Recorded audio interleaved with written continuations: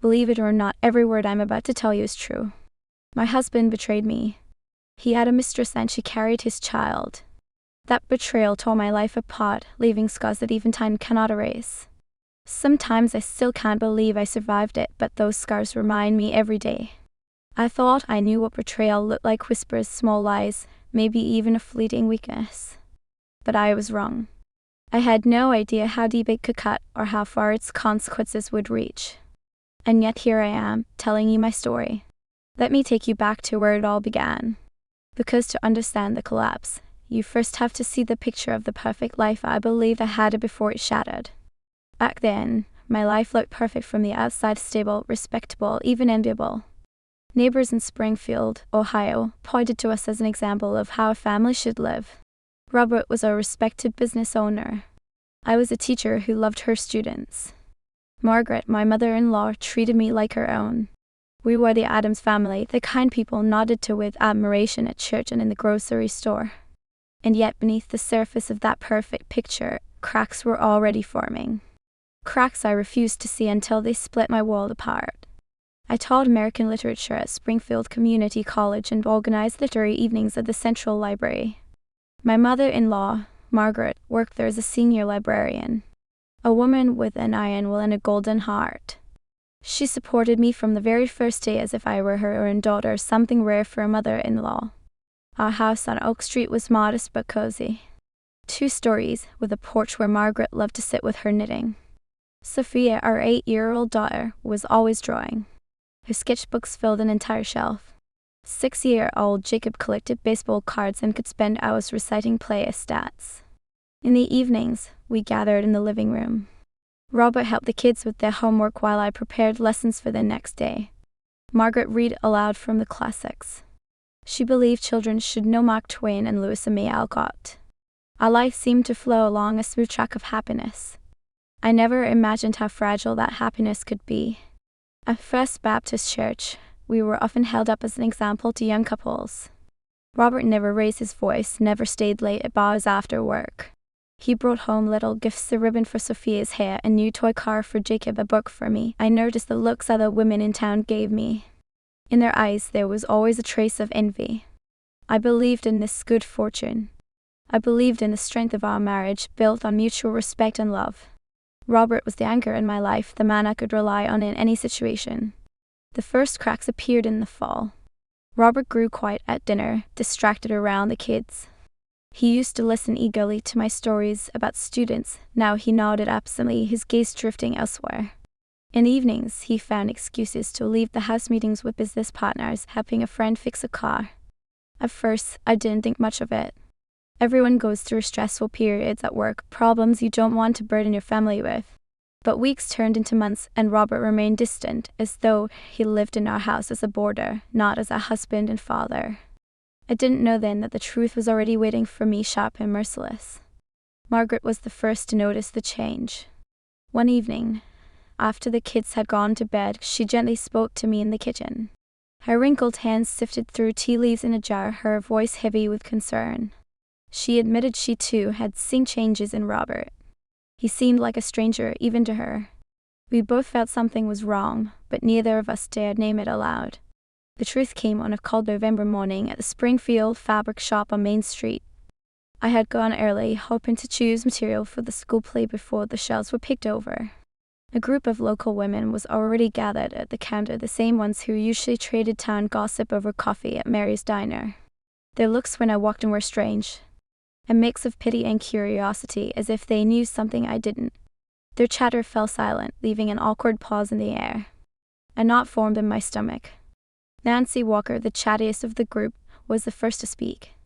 She told me about Vanessa Walker, a young legal assistant from an office on Cherry Street who had moved to our town a year earlier. Beautiful, ambitious, 25 years old, renting an apartment near Robert's repair shop. Nancy confessed that half the town had seen Robert with this woman. Dining together at a roadside cafe, strolling through the park, going into her apartment after work. Something snapped inside me at those words.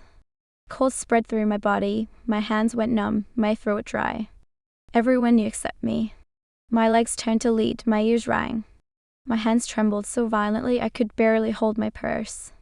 I fled the shop, leaving my purchases on the counter, and ran to my car. My fingers shook so badly I could barely fit the key into the ignition. At home, I collapsed onto the kitchen floor and wept for the first time in years. I cried so hard that Sophia and Jacob rushed to me in fear. Margaret found us all together, me in tears on the floor, the children sobbing without understanding, only because they saw me broken. When I could finally speak, I told my mother-in-law everything I had learned. Margaret listened in silence, her face hardening with every word. Then she pulled me into a firm embrace, like a mother holding her child, and said that if it was true, then it was Robert who should bear the shame, not me. That evening, Robert came home late, as he had for months. I sat at the kitchen table, the children already asleep, Margaret beside me. When he walked in, I saw what I was searching for in his eyes: guilt. He knew I knew. Robert didn't deny it or make excuses. He admitted he was seeing Vanessa, that it was serious.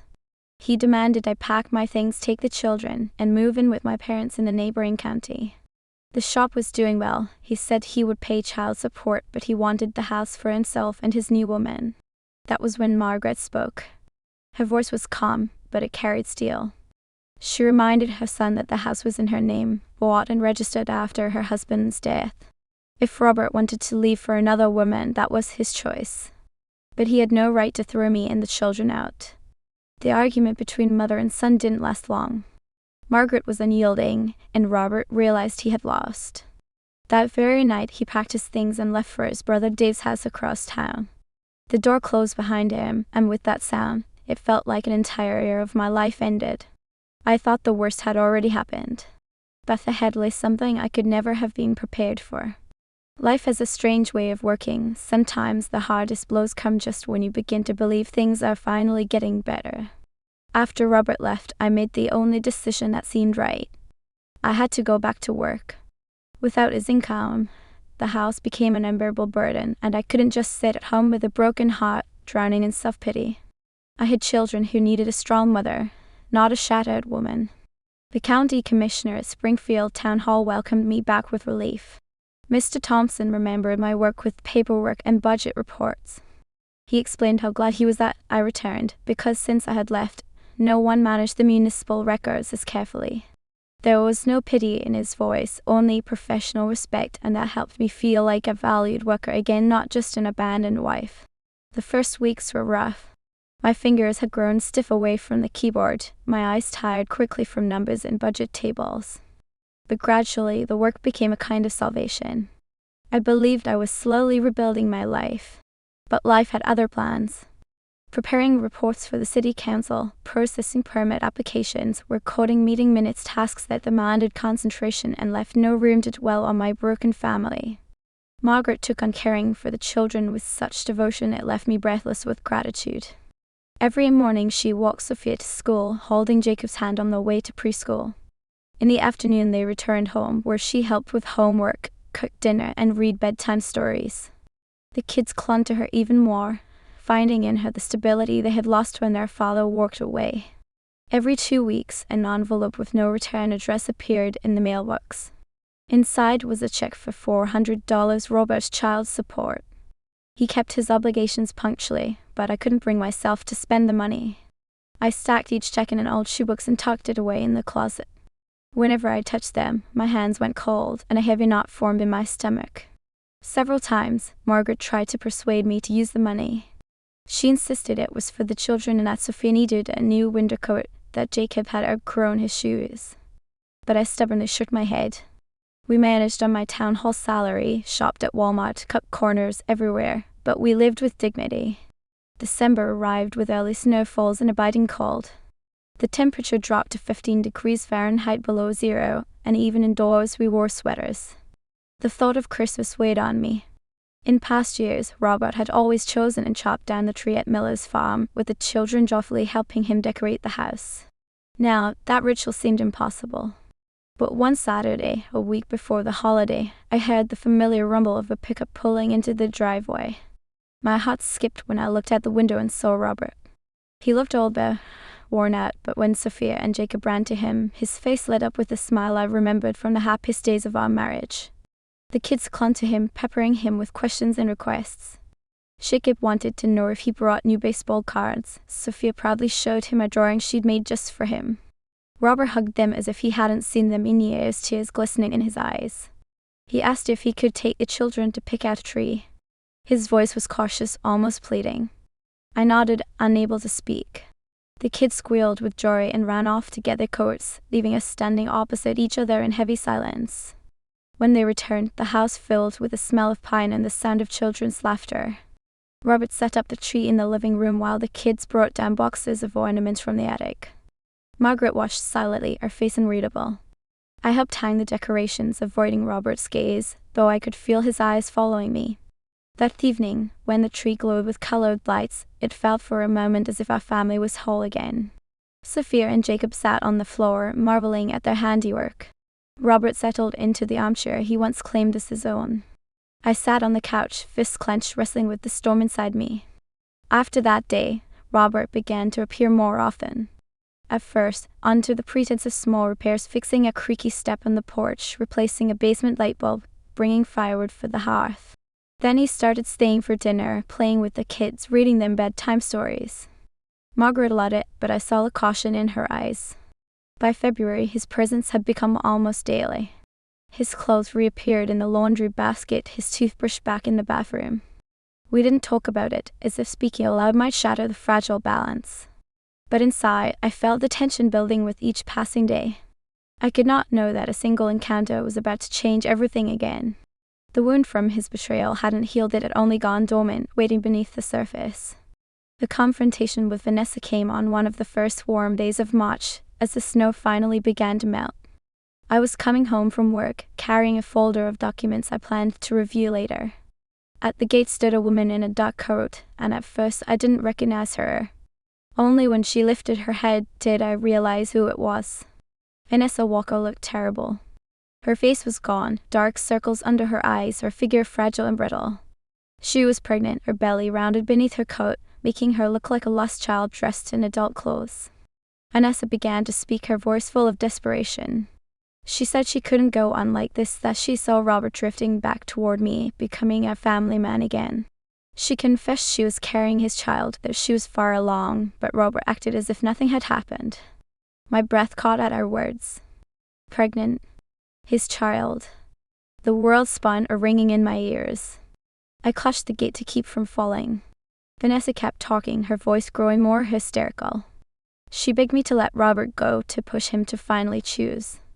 She couldn't raise a baby alone, didn't want to be a single mother in a small town where everyone knew the story of her affair with a married man. I looked at her and saw myself months earlier. Broken, desperate, clinging to something slipping away. But unlike me, she had no children who needed her strength. She had only her love for a man who had destroyed 2 families.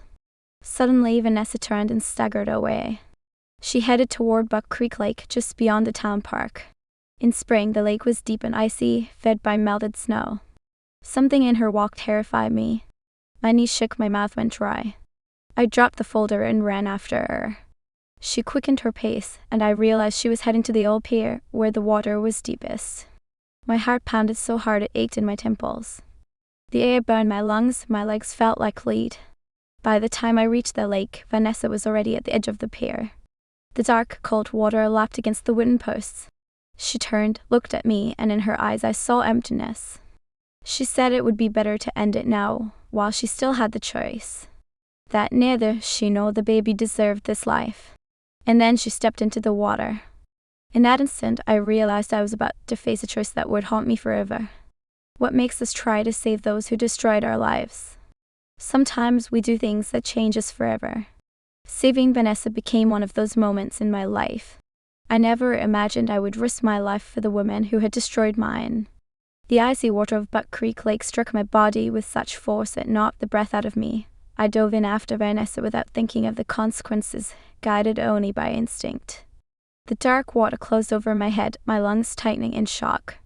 I surfaced, gasping, and spotted Vanessa sinking a few yards away, her dark coat billowing across the surface. Reaching her was harder than I expected. The lake was deep there, the current pulling toward the center. My jeans and jacket grew heavy with water, dragging me down. Still, I swam, gasping for air, until I finally caught Vanessa by the collar of her coat. She was unconscious, her body limp in the water. Her pregnant belly made her even heavier. I hooked my arms under hers and kicked toward the shore, my chest burning, my arms screaming with effort. Every stroke felt harder than the last, as if the shore was retreating instead of drawing closer. When I finally hauled us both onto the muddy ground, I had no strength left to stand. Vanessa lay motionless, her lips blue from the cold. I rolled her onto her side and pressed hard on her back. Water gushed from her mouth, and then she coughed and gasped for air. The baby inside her stirred. I felt the kicks beneath my hand. With trembling fingers, I dialed 911. The operator answered immediately, and I chirped out our location, my voice hoarse from the cold and exhaustion. Within 10 minutes, the paramedics arrived, lifting Vanessa onto a stretcher and connecting her to a breathing machine. At the hospital, a nurse handed me dry clothes and a cup of hot tea. My hand still shook as I held the paper cup. The doctor told me Vanessa and the baby were stable. Hypothermia, yes, but no critical danger. I nodded and asked if I could call home.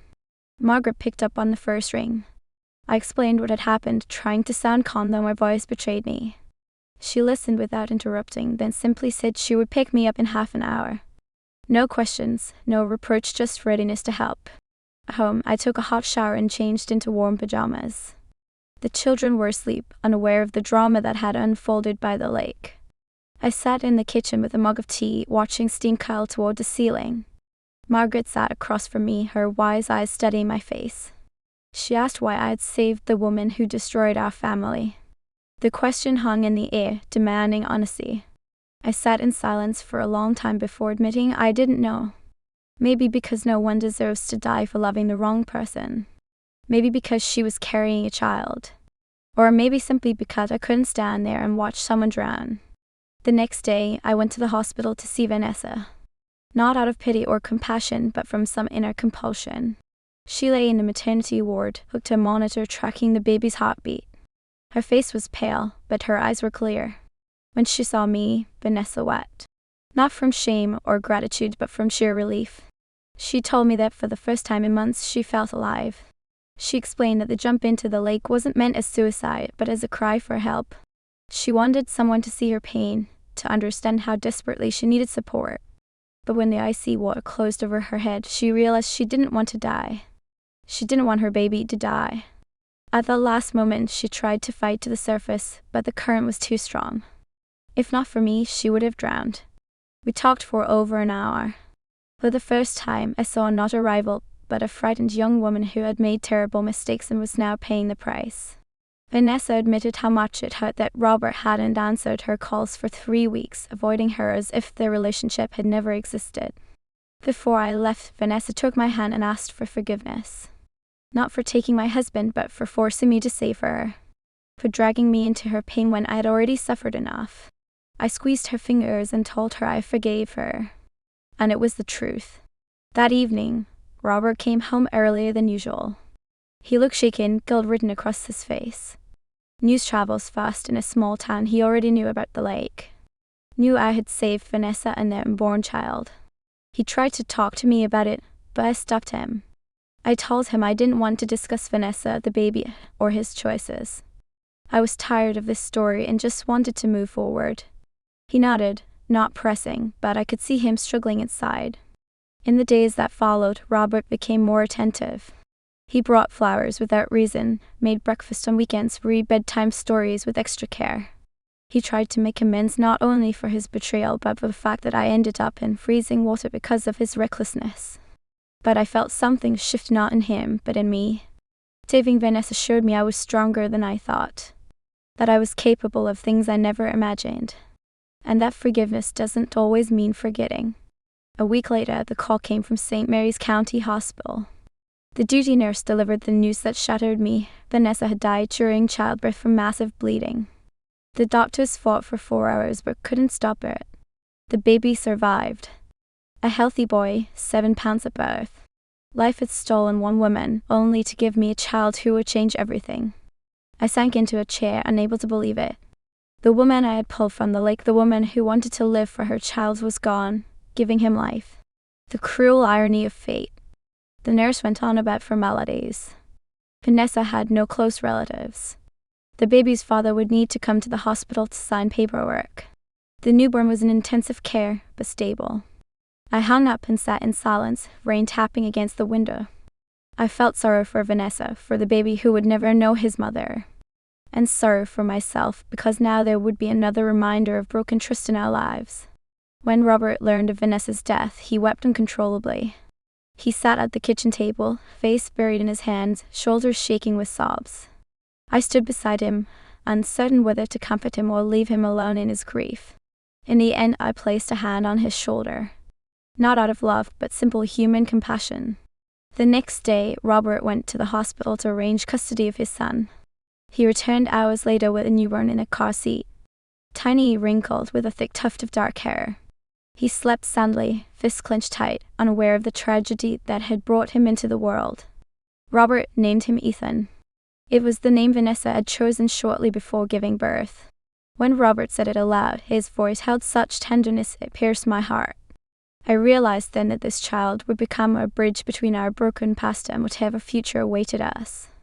Margaret held the baby carefully, tears streaming down her wrinkled cheeks as she pressed him to her chest. Her grandson. Flesh of her flesh, yet born of pain and loss.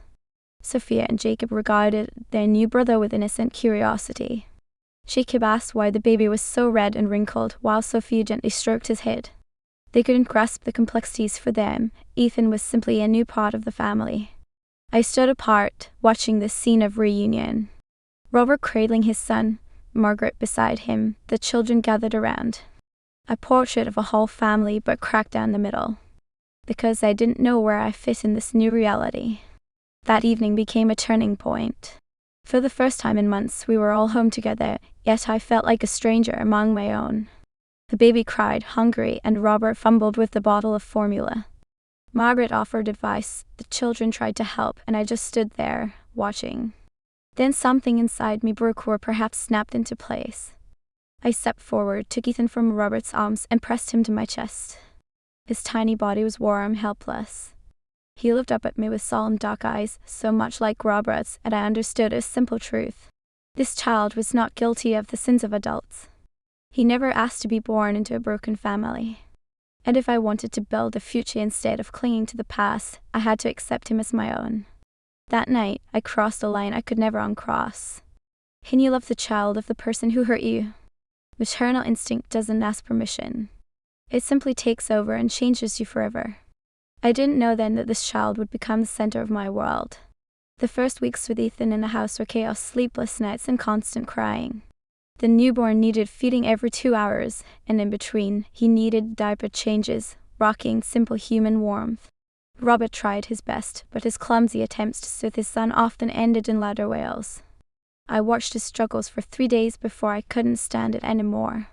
I took Ethan from his trembling arms and pressed him against my chest. The baby calmed instantly, his tiny body relaxing. Robert looked at us with relief and gratitude, but I wasn't doing it for him.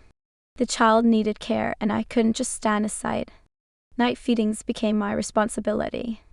I woke at the first whimper while the rest of the house still slept, prepared a bottle of formula, and settled into the rocking chair in the living room. Ethan sucked hungrily, his tiny fingers wrapped tightly around mine. In those quiet hours, while the whole house slept, a bond formed between us, one I never expected to feel. Sophia and Jacob quickly embraced their roles as older siblings. Sophia helped change diapers, patiently explaining to Jacob what was happening. Jacob brought toys when Ethan cried and proudly told his school friends about his new little brother. To them, he was simply part of the family without the complicated emotions adults carried. Margaret proved indispensable. She knew everything about babies, remembering what it was like raising Robert and his brother Dave 30 years ago. She taught me how to hold Ethan properly during feedings, showed me how to massage his belly for colic relief. Her experience became my lifeline during those first difficult weeks. Robert tried to be involved but often felt unnecessary. He worked full days at the auto shop, came home exhausted and grimy, only to find everything already done. I fed Ethan, Margaret bathed him, the kids played nearby. There seemed to be no place for him in that picture. One evening, when Ethan was a month old, I found Robert sitting in the nursery holding his son and quietly crying. Tears fell onto the blanket as his lips whispered apologies to the late Vanessa, to his son, to all of us. I stopped in the doorway, unsure whether to go in. It was his moment with the child, his attempt to find forgiveness within himself. Gradually, life found a new rhythm. Ethan grew quickly, his personality emerging day by day. He had Robert's dark hair but lighter, almost grey eyes. He smiled at familiar faces and conned at the sound of my voice. Each day brought small discoveries, his first intentional glance, his attempt to grab a toy, his joyful babbling. In Springfield, everyone knew our story, but people treated us with understanding. Small-town family dramas are common, and ours wasn't the most scandalous. At church, parishioners brought baby clothes and toys for Ethan. At town hall, colleagues asked about home life and offered help. Mr. Thompson even allowed me to work a flexible schedule so I could be home at lunchtime for feedings. Such a concession was rare for municipal work, but he understood the difficulty of our situation. I felt deep gratitude every time I thought about how people supported us during that time. The hardest part was managing my own emotions. My love for Ethan grew daily, but so did painful reminders of Robert's betrayal. Looking into the baby's eyes, I saw his father. Hearing his laughter, I remembered Robert's laugh in the early years of our marriage. Past and present intertwined painfully, inseparably. Robert sensed my inner struggle. He tried not to leave us alone too long, as if afraid I would change my mind and stop caring for his son. But that never happened. With each passing day, Ethan became more my child, not just the son of the man who broke my heart. The turning point came in spring, when Ethan was 4 months old. He caught a cold, his fever spiking to 102 degrees Fahrenheit. Robert panicked, insisting on rushing him to the emergency room, but I stopped him. It was just a cold, we only had to monitor him closely. For 3 days, I hardly left Ethan's side. I fed him every hour, gave him baby acetaminophen, kept the air in the room humidified. I dozed in a chair by his crib, waking at every sound. Robert helped as best he could, but the burden fell mostly on me. When the fever finally broke, I realized I had crossed some invisible threshold. This child had become part of me. Not because I was obligated to care for him, but because I couldn't not care for him. Maternal instinct had proven stronger than resentment, stronger than logic, stronger than every rational reason to reject the child of my husband's mistress. That summer, we took our first trip as a family. Not to Buck Creek Lake, where tragedy with Vanessa had unfolded, but to another lake in a neighboring county. Robert rented a small cottage for the weekend. Sophia and Jacob splashed in the water, Margaret knitted in the shade, and I held Ethan, showing him how sunlight danced on the waves. The photos from that weekend looked like snapshots of a happy family. Robert with the kids on the pier, me with Ethan by the water, all of us together at the table. But beneath that surface idyll lay complicated emotions that hadn't vanished in 6 months of living together. In the fall, when Ethan was 8 months old, something happened that forced me to reevaluate my relationship with Robert. He caught a fever and was bedridden for several days. The auto shop closed temporarily while he recovered. I found myself caring not only for a baby, but for a sick husband. Robert, in his illness, was helpless and vulnerable. Feverish and delirious, he called out for Vanessa, begged her forgiveness. I sat beside him with a cold compress on his forehead, listening to fragments of his subconscious. He still loved her. He still carried guilt for her death. The realization cut painfully at my pride. Hearing her name on his lips cut me deeper than any betrayal before. When Robert recovered, we had a serious conversation. I told him honestly what I had heard while he was ill. He didn't deny it, just lowered his head. We both understood we were living in a house full of unspoken words and unresolved feelings. Robert suggested family therapy. Springfield had one psychologist, Dr. Miller, who specialized in family crises. It seemed unusual for our small town, where problems were usually solved within the family or the church. But I agreed to try. Therapy gave us the chance to voice what we had been afraid to say. Robert admitted he felt like a stranger in his own family. That he was afraid to get close to me because he saw the pain he had caused reflected in my eyes. That he loved Ethan but didn't know how to be a father to a child whose mother had died because of his choices. I spoke of my struggle with conflicting emotions.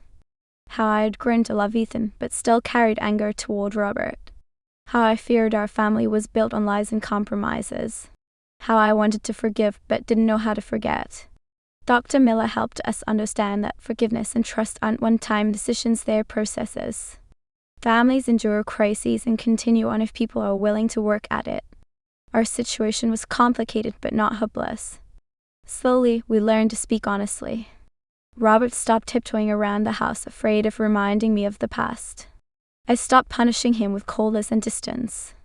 We didn't return to who we once were, but we found a way to live without pain. Ethan grew up in a family that was slowly healing. By his first birthday, he was walking and spoke his first word, "Mama," directed at me. That word sounded like an acknowledgement, a declaration that I had become his mother not by blood but by choice.